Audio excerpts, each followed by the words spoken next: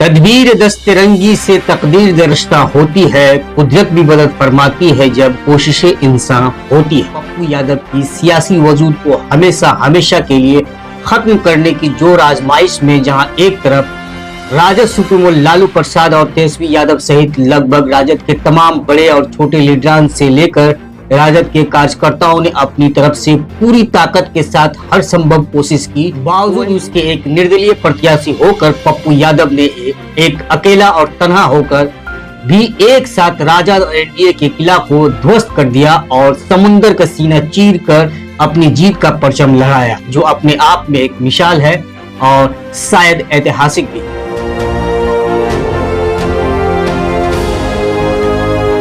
The Republican times,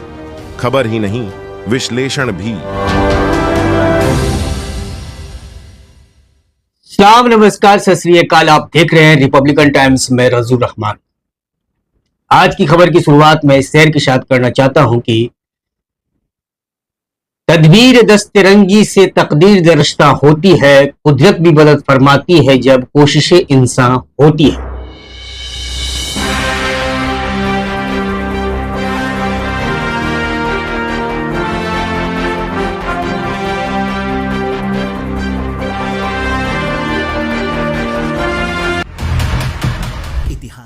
जी हाँ, जब इंसान शिद्दत से कोई कोशिश करता है तो कुदरत भी उसे मदद फरमाने से पीछे नहीं हटती है। आज का ये शेर पूर्णिया के सांसद पप्पू यादव और पूर्णिया की जनता से जुड़ा हुआ है। जैसा कि आप सभी को मालूम है कि 2024 का लोकसभा चुनाव संपन्न हो चुका है। इस बार के लोकसभा चुनाव में बिहार का पूर्णिया लोकसभा सीट सबसे ज्यादा हॉट सीट और चर्चाओं में रहा है, और इसका कारण सिर्फ और सिर्फ राजेश रंजन उर्फ पप्पू यादव रहे। पप्पू यादव किसी कीमत पर चुनाव नहीं जीत पाए, या यूं कहें तो शायद गलत नहीं होगा कि पप्पू यादव की सियासी वजूद को हमेशा हमेशा के लिए खत्म करने की जोर आजमाइश में जहां एक तरफ राजद सुप्रीमो लालू प्रसाद और तेजस्वी यादव सहित लगभग राजद के तमाम बड़े और छोटे लीडरान से लेकर राजद के कार्यकर्ताओं ने अपनी तरफ से पूरी ताकत के साथ हर संभव कोशिश की, तो वहीं दूसरी तरफ देश के प्रधानमंत्री नरेंद्र मोदी और बिहार के मुख्यमंत्री नीतीश कुमार भी पूर्णिया से अपने प्रत्याशी संतोष कुशवाहा के सिर जीत का सेहरा पहनाने के लिए पूर्णिया की सरजमीन पर उतरकर हर संभव कोशिश की। बावजूद उसके एक निर्दलीय प्रत्याशी होकर पप्पू यादव ने एक अकेला और तन्हा होकर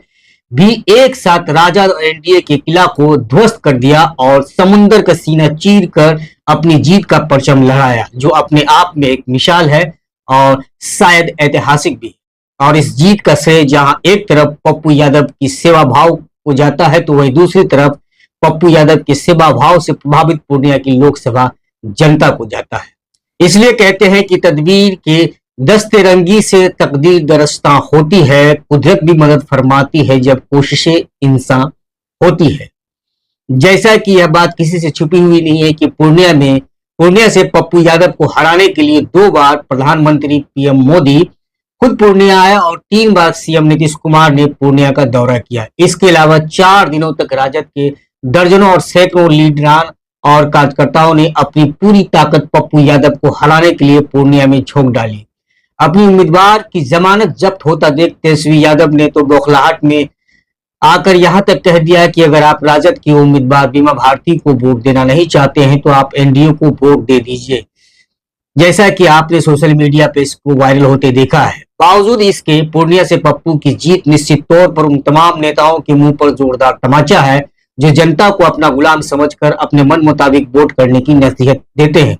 पूर्णिया की जनता ने पप्पू यादव के सिर जीत का सेहरा पहनाकर उन तमाम सियासतदानों को नसीहत दे डाली है जो ना जनता को गुलाम समझकर मनमानी थोपने से बाज नहीं आते। निश्चित तौर पर पप्पू यादव के सिर पर जीत का सेहरा है, लेकिन हकीकत यह है कि यह जीत पूर्णिया के उन 5,67,556 लोगों की जीत है जिन्होंने सेवा भाव को तरजीह देते हुए पप्पू यादव को जिताने के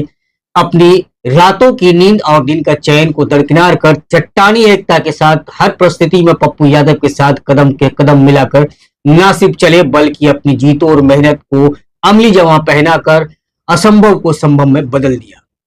पप्पू यादव के प्रति जनता की इस दीवानगी से उन तमाम नेताओं को सबक लेने की जरूरत है जिनकी अपनी सियासी बिसात नहीं है, लोगों में उनकी पकड़ नहीं है, जो हमेशा किसी न किसी पार्टी के सिंबल का सहारा लेकर चुनावी मैदान में उतरने की हिम्मत दिखाते हैं। अपनी पहचान और अपने दम पर चुनाव जीतने और लड़ने का हौसला जिनमें नहीं है, उन सभी नेताओं को पूर्णिया के जनादेश से सबक लेने की जरूरत है और साथ ही उन लोगों को भी सबक लेने की जरूरत है जो खुद को किसी न किसी पार्टी का कोर वोटर बताकर अपनी मानसिक गुलामी का प्रमाण देते आ रहे हैं।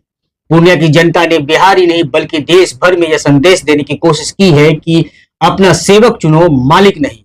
कभी भी किसी पार्टी की बुनियाद पर सांसद और विधायक नहीं चुनो, बल्कि सरजमीन पर जो नेता आपके दुख दर्द में, आपके मुश्किल हालात में, आपदा में, विपदा में, जो नेता आपके दुख को बांटने के लिए तन मन धन के साथ खड़ा रहता हो, ऐसे नेता को ही आप अपना सांसद विधायक चुने, चाहे वो किसी भी पार्टी का हो या निर्दलीय।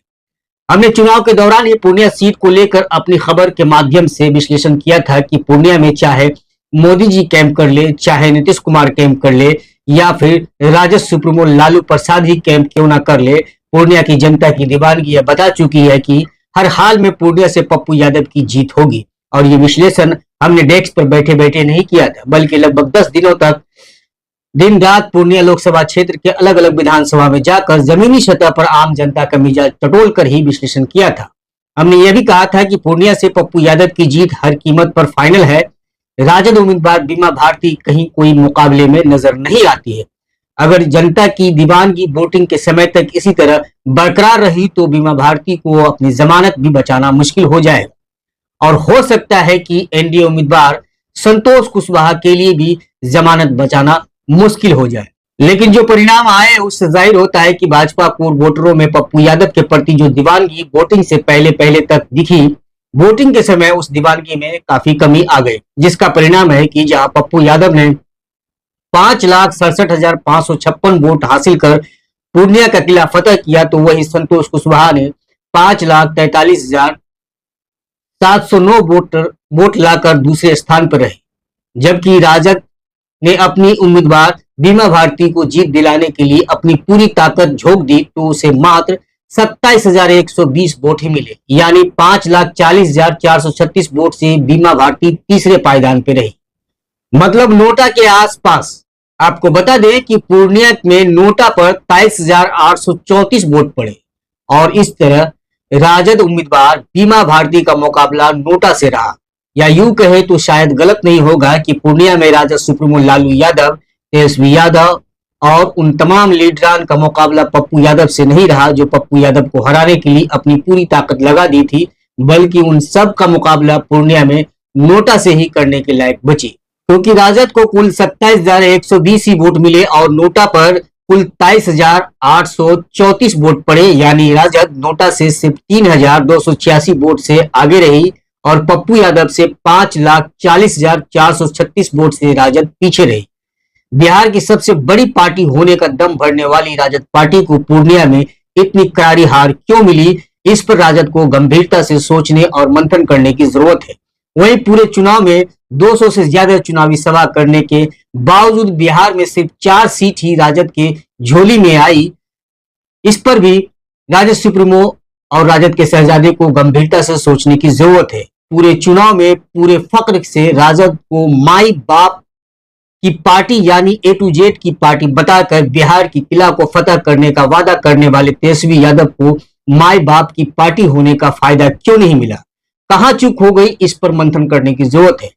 इस बार के जनादेश से यह साफ जाहिर होता है कि राजद हो या अन्य सियासी पार्टी, सभी को यह तस्लीम कर लेना चाहिए कि देश के किसी भी समुदाय और जाति को नीचा दिखाकर भागीदारी के हिसाब से हिस्सेदारी से महरूम कर और नफरत की सियासत करके आप बहुत दिनों तक सत्ता पर काबिज नहीं रह सकते। धर्म और जाति की सियासत करने वाले उन तमाम लीडरानों को अब यह समझ लेना चाहिए कि दुनिया में भारत की सबसे मजबूत पहचान भारत का लोकतांत्रिक व्यवस्था है। सदियों से यहाँ के लोग यानी हिंदू, मुस्लिम, सिख, ईसाई आपस में मिलकर एक खूबसूरत बागीचा के तौर पर रहते आ रहे हैं और इनके बीच धर्म और जाति की दीवार खड़ी कर आप बहुत दिनों तक सत्ता पर काबिज नहीं रह सकते। धर्म और जाति की सियासत करके कुछ समय के लिए आप ऐसे लोगों को गुमराह कर सकते हैं जिनको समझ की थोड़ी कमी हो और समर्थक होने के बजाय वो अनभक्त बनना पसंद करते हो, लेकिन ज्यादा दिनों तक अनभक्ति का चश्मा पहनाकर आप उन्हें गुमराही के दलदल में धकेल नहीं सकते। कुछ समय में वो अनभक्ति का चश्मा उतारकर फेंक देगा और आपको सत्ता से बेदखल कर देगा। यह बात सभी पार्टी के लीडरों को जितनी जल्दी हो समझ जाना चाहिए। गौर से मंथन कीजिए तो इस बार का जनादेश भी यही संदेश दे रहा है जो मैं कह रहा हूं। केंद्र में फिलहाल सरकार एनडीए की बन रही और खासकर नीतीश कुमार और चंद्रबाबू नायडू की वजह से बन रही। मीडिया रिपोर्ट के मुताबिक चंद्रबाबू नायडू और नीतीश कुमार को केंद्र में मनचाहे मंत्रालय मिल सकते हैं, लेकिन इस बार जो प्रधानमंत्री होगा वो पूरी तरह रिमोट कंट्रोल में होगा, ऐसा माना जाता है। और जानकारों का मानना है कि इस बार अमित शाह कोई भी फैसला अकड़ के साथ नहीं ले पाएंगे। सियासत में गहरी पकड़ रखने वाले लोगों का मानना है कि अब ना तो भाजपा की तानाशाही होगी और ना ही देश की संसद में मनचाहे बिल पास होंगे। जानकारी के लिए भी बता दूं कि आंध्र प्रदेश में इस बार लोकसभा चुनाव के साथ साथ विधानसभा चुनाव भी हुए, जिसमें चंद्रबाबू नायडू की पार्टी को पूर्ण बहुमत से कहीं ज्यादा सीटें आई। और आंध्र प्रदेश के इस विधानसभा चुनाव में चंद्रबाबू नायडू ने मुसलमानों के लिए अपने घोषणा पत्र में स्पेशल 4% आरक्षण देने का वादा किया और वो पूरा भी करने की उम्मीद है, क्योंकि आंध्र प्रदेश के मुस्लिमों ने एक तरफा चंद्रबाबू नायडू की पार्टी को वोट किया है। दूसरी तरफ नीतीश कुमार है जो समाजवादी विचारधारा के इंसान है।